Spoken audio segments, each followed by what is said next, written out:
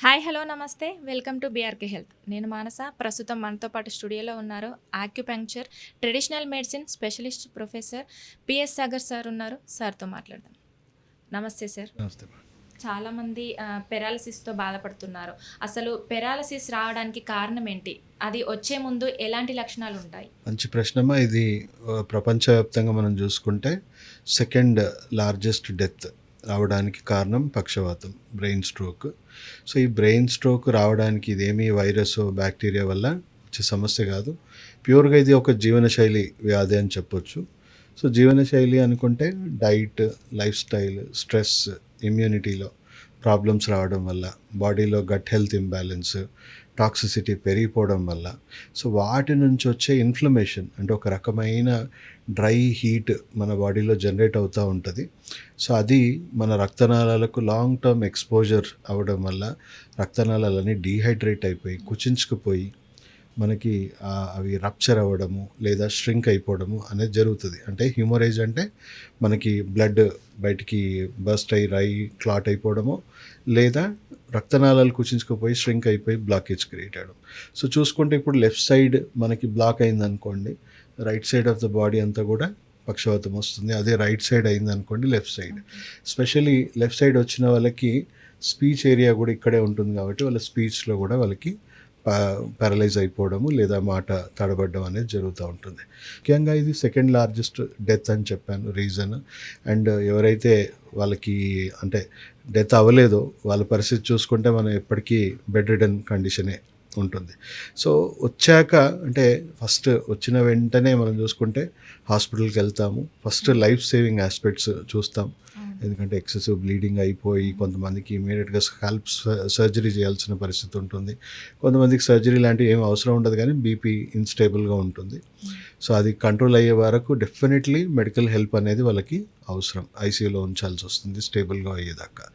So మనం అర్థం చేసుకోవాల్సింది ఏంటంటే అలోపతి ట్రీట్మెంట్ ఏదైతే ఇంగ్లీష్ మెడిసిన్ ఏదైతే ఉందో లైఫ్ సేవింగ్ అంతే, ప్రివెన్షన్ క్యూర్ కోసం కాదు. సో మీకు వచ్చింది అప్పుడు మీ జస్ట్ మీ ప్రాణాన్ని సేవ్ చేయడానికి, విషంతోనైనా ప్రాణాన్ని కాపాడడానికి మీకు అక్కడ ట్రీట్మెంట్ జరుగుతుంది. తర్వాత డాక్టర్ మిమ్మల్ని రీహాబిలిటేషన్ ట్రీట్మెంట్ తీసుకోమని మీకు సజెషన్స్ ఇవ్వడం జరుగుతుంది. ముఖ్యంగా చాలామందికి రీహాబిలిటేషన్ అంటే ఓన్లీ ఫిజియోథెరపీ మటుకే తెలుసు. సో ఫిజియోథెరపీ తీసుకోవడం వల్ల అంటే ఎంతవరకు హెల్ప్ అవుతుందంటే, బ్రెయిన్ స్ట్రోక్ వచ్చిన వెంటనే పేషెంట్ పరిస్థితి ఏంటి, అసలు నేను జీవితంలో నేను లేవగలుగుతానా అని. ఎందుకంటే పార్షల్గా పారలైజ్ అయిపోయినా కొంతవరకు బ్రెయిన్లో ఇంకా మూమెంట్స్ ఉండొచ్చు, వాళ్ళకి యాక్టివిటీ ఉండొచ్చు. కానీ ఇప్పుడు చూడండి, నా చెయ్యి నేను కదలకుండా, ఇప్పుడు నాకు ఏ స్ట్రోక్ రాలేదు, నేను జస్ట్ ఒక 1 month కదిలీకుండా పెట్టాను అనుకోండి, పని చేస్తుందా? బిగుసుకుపోతుంది మొత్తం. అదే ఒక 6 months 1 year కదిలీకుండా పెడితే దీన్ని కంట్రోల్ చేసే బ్రెయిన్ సెల్స్ డీజనరేట్ అయిపోతుంది. అంటే బాడీలో ఏ పార్ట్ మనం సరిగ్గా వాడకపోయినా అవి మెల్లిమెల్లిగా డీజనరేట్ అవ్వడము, డ్యామేజ్ అవ్వడం అనేది జరుగుతుంది. సో అక్కడ స్పెషల్లీ పారాలసిస్ పేషెంట్స్తో వచ్చిన ప్రాబ్లం ఏంటంటే వాళ్ళు కదపరు. వాళ్ళకి కొన్ని మూమెంట్స్ ఉన్నా కూడా వాళ్ళు అలాగే భయపడిపోయి ఉండిపోతారు. సో అక్కడ ఫిజియోథెరపిస్ట్ మీ చెయ్యి కాలు రెగ్యులర్గా వాళ్ళు స్టిమ్యులేట్ చేయడం వల్ల, ఆడించడం వల్ల వాళ్ళు ఎంత సెన్సెస్ ఉన్నాయి వాళ్ళ బ్రెయిన్లో అంతవరకు వాళ్ళకి యాక్టివిటీ రిస్టోర్ అవుతుంది. దాని తర్వాత ఎక్కువ రిజల్ట్స్ రావు, కొంతవరకు వచ్చి ఆగిపోతుంది. సో అక్కడే అక్యుపంక్చర్ రోల్ అనేది స్టార్ట్ అవుతుంది. అక్యుపంక్చర్ ఏం చేస్తాము, మీకు ఎక్కడెక్కడ ఏ నరాలైతే మీకు కంప్లీట్గా పారలైజ్ అయిపోయిందో ఆ నాడీ వ్యవస్థలో కొన్ని ఇంపార్టెంట్ నర్వ్ జంక్షన్స్ ఏవైతే ఉంటాయో వెంట్రుక మందం మీకు నీడిల్స్తోని ప్రిక్ చేస్తాం. ప్రిక్ చేసి దానికి ఎలక్ట్రోమాగ్నెటిక్ స్టిమ్యులేషన్స్ ఇస్తాం. సో ఈ స్టిమ్యులేషన్స్ అన్నీ ఎక్కడికి పోతున్నాయి, బ్రెయిన్కి. బ్రెయిన్లో ఎక్కడైతే మనకు ఆ సెల్స్ మీకు అక్కడ కనెక్షన్ బ్లాక్ అయి ఉందో, సో ఇక్కడ నుంచి మనకు ఆ స్టిమ్యులేషన్స్ పైన నుంచి స్కాల్ప్ ఏరియాలో స్టిమ్యులేట్ చేయడం వల్ల మెల్లిమెల్లిగా యాజ్ పర్ స్టడీస్ మనం మాట్లాడుకుంటే అక్యుపంక్చర్ ఎమర్జెన్సీ వార్డ్ నుంచి ఇవ్వచ్చు యాజ్ పర్ WHO. వేరే కంట్రీస్లో ఆల్రెడీ ఐసీయూలో కూడా అక్యుపంక్చర్ ట్రీట్మెంట్ని యాడ్ చేసేస్తున్నారు స్ట్రోక్ పేషెంట్స్కి. సో అక్కడే ఒకవేళ వితిన్ 1 monthలో ఒకవేళ అక్యుపంక్చర్ ట్రీట్మెంట్ అందిందనుకోండి, దాదాపు 95% అబవ్ మళ్ళీ వాళ్ళు తక్కువ టైంలోనే 1 to 3 monthsలోనే వాళ్ళు పూర్తి నార్మల్ లైఫ్కి మళ్ళీ రిస్టోర్ అవ్వచ్చు. అదే చాలామంది లేట్గా వస్తారు, అంటే ఒక 3 months 6 months 1 year దాటిపోతే బ్రెయిన్ సెల్స్ డీజనరేట్ అయిపోయినాయి. సో ఆ టైంలో డీజనరేట్ అయ్యాక మనం స్టిమ్యులేట్ చేసిన వాళ్ళకి అక్కడ బ్రెయిన్ సెల్స్ అన్నీ డీజనరేట్ అయిపోయినాయి కాబట్టి వాళ్ళు రిస్టోర్ అవ్వదు.